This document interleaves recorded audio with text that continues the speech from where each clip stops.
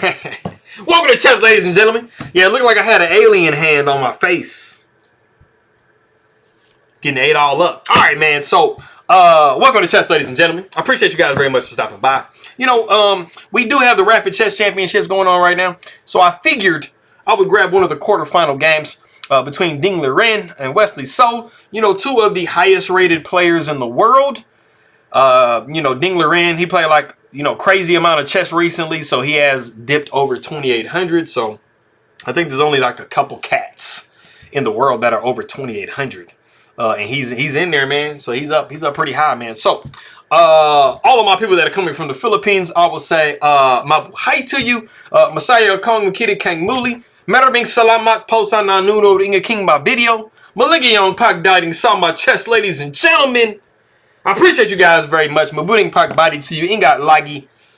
Thank you for coming by. As always, I don't try to, you know, speak, you know, too much at the beginning. Anybody who is coming from China, I will say ni hao and shishini. I appreciate you guys very much for stopping by. But if you guys are ready to go, let's see what we got for this game. All right, so we got the move c4, c5.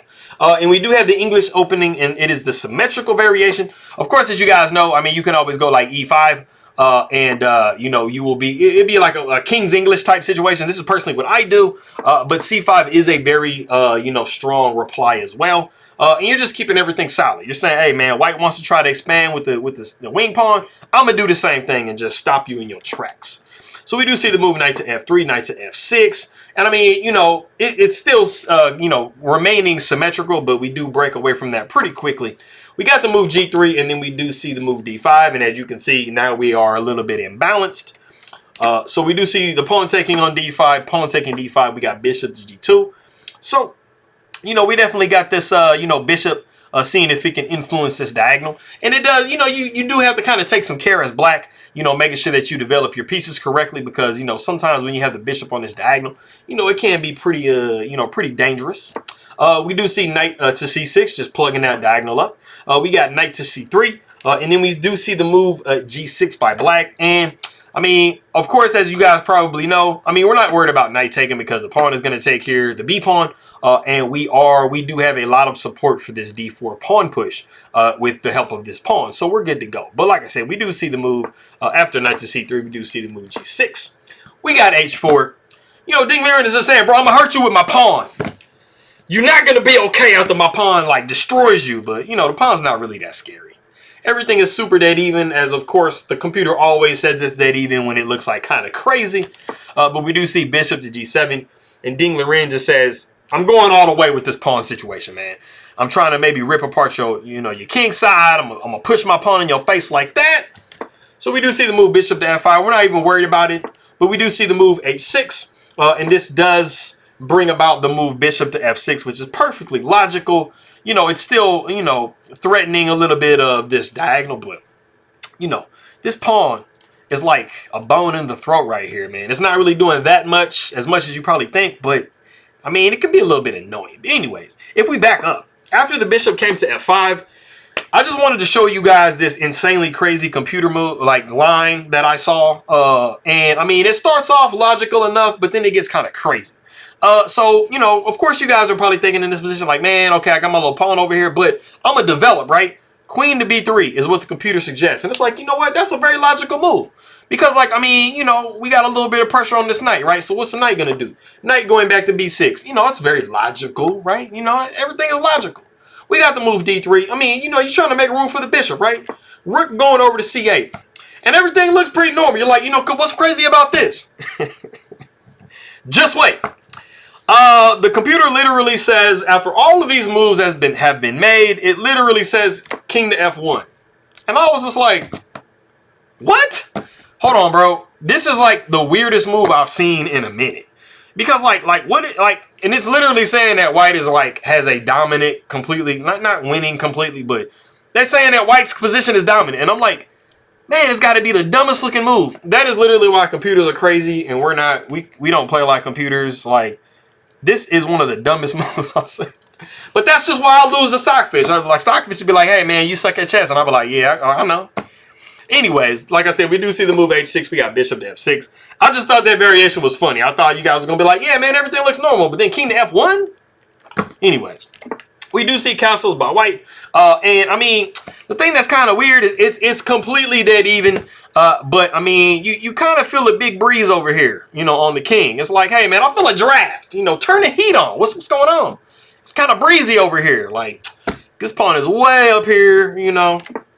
We do see castles by black. We got knight down to h2. We got knight back to b6. And then we do see the move d3. And I mean, the crazy thing about it is d3 is the novelty of the game. So even though it looks like the most natural move in the position, because this bishop is already good, and you know, you think about what am I going to do with this bishop? Let me open it up with d3, right? It's the novelty, man. You know, like I said, it's weird sometimes when these novelties come up and you're like, that's a really normal, it's a really normal move. You want to go probably bishop to f4 at some point, right? For sure. We do see the move rook to c8, and then we see the other crazy move, a4. So basically what you have at this point in the game is this pawn has literally pushed all the way up the board, and now you're trying to do the same thing with this pawn. So, you know, basically just, it's kind of like a crab type of an opening situation, but it's like completely sound. So it's not like Liren is just like, man, playing some crazy bullet stuff. He's literally playing very logical, you know, computer suggested moves by this point. We do see the move knight to a4. We got knight over to e4. We're not worried about the trade, which does happen in the game. Bishop takes e4. And then we're looking at bishop takes e4, and everything is everything, right? And then we do have a very nicely timed pawn push, and that is c4. You know, you have a nice pawn center. I mean, not a super nice pawn center, but you have the potential to have these pawns be a little bit nice in the center of the board because you only have one pawn yourself. So, as you guys are probably aware by all the videos I've made, that when you use this wing pawn over here on the c file, this is one of the most logical pawn pushes along with f5, f4, just to use wing pawns to try to break down a central structure. And that is what you have in this position. So, to combat that, Liren says, bro, I'm going to go rook to a3. I'm going to give you a nice little rook lift, right? Because if you take on d3, I'm taking with the rook, and I'm going to smash your queen into oblivion. But we do see the move e6. We got pawn taking c4. We got queen taking d1, rook taking d1. And then we do have the move rook to c4. And we have what might look like a really kind of weird move, knight to g4. You're like, wait, knight to g4? Like, hold on. My bishop is just kind of like, is the bishop hanging right here with this? No, the bishop is not hanging. We actually see black go bishop back to h8. I think if you sit here for a second, you can see what I'm looking at. You know, you cannot sit here and think, okay, this bishop is just like, it's just scrumptious, right? Yes, like I win. No, you're not going to win because you're going to be looking at this and that's a, oh no. You know, kind of like Eric Rosen, oh no, my queen. It's like, oh no, my rook. Like, I mean, you got this king and this rook both forked. So do not get caught sticking your hand into the cookie jar, which is what rook taking e4 would absolutely be. Don't do that, man. So, you know, of course, Wesley So being the gangster that he is, well, like I see Wesley So, that it's like, hey, man, I'm going to go ahead and play the right move, and I'm going to go bishop back to h8. You could have also went bishop back to e7, just kind of however you feel like doing. And then we do see bishop down to f3. And since that threat didn't really materialize, you know, we're going to go ahead and back up and protect that knight. So we do see the move f5, inconveniencing the knight a little bit. We do see knight back to e3, attacking this rook. And we have reached the point in the game that if you do want to pause the video and see where Wesley So moves his rook in this position, go ahead and do so.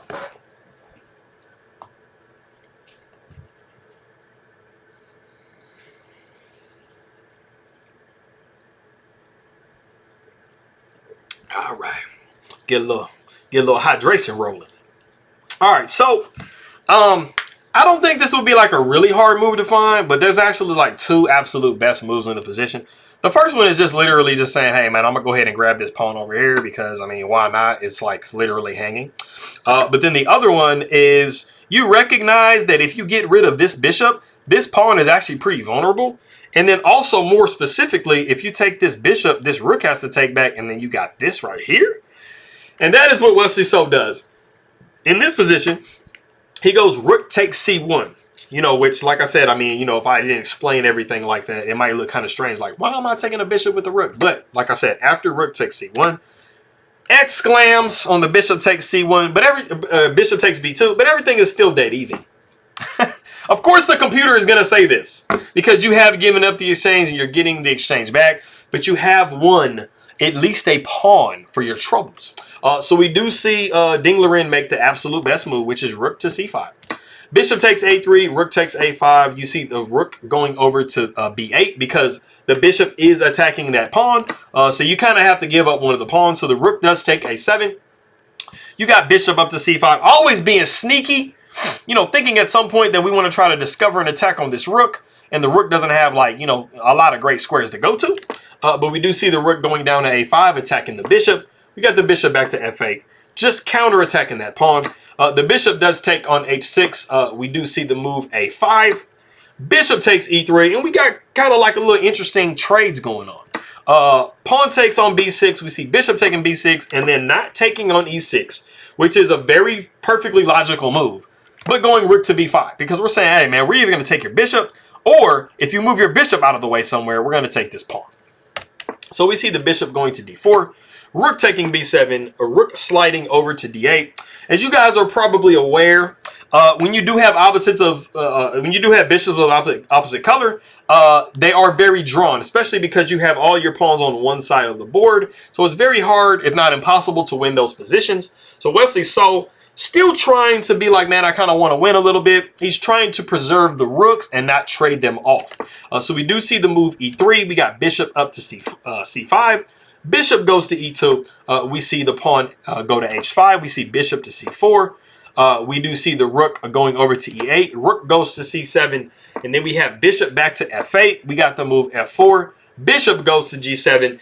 And then Liren says, bro, I know you didn't want to trade rooks earlier, but I'm going to force the issue. Absolutely. I am going to pin your rook to your king with rook to c8. And, I mean, you have to trade the rook some kind of way. I mean, you can always, you know, go rook to, you can always go like rook to f8. I mean, you can, you know, move the king over or something like that. I mean, but you cannot move the rook off of that rank at all. So after you see a rook taking on c8, you do see bishop taking e6. And then the king goes down to h7, bishop takes on c8, and you do have the move bishop to f6. And like I said, you're basically just going to be trading pawns down. And, I mean, you really can't too much push these pawns. If you push this pawn like this, it's going to get taken. This is going to take, I mean, you're just going to be moving your king up and just protecting the rest of these two pawns. And, I mean, black is basically going to be doing the same thing. There is not any way at all, absolutely, to force a win in this particular situation. So I appreciate you guys stopping by very much. Meron salamat, aking makaibigan. Shishini, paalam, and I'll see you guys next time.